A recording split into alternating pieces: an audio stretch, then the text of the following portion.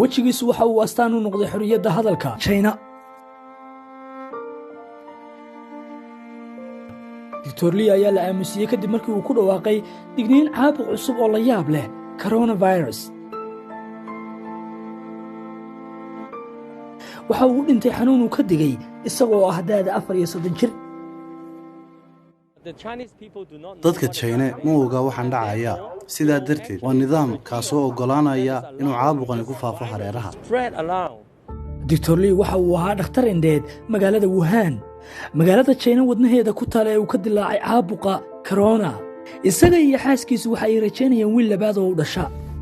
December 30keedii 2019 Li waxa uu warbixintan ku saxeexay iskuulkiisa caafimaad ee alumni, taasoo markii dambena lagu daabacay digniinta xanuunkan ku saabsan, taasoo u ekaa xanuun daran oo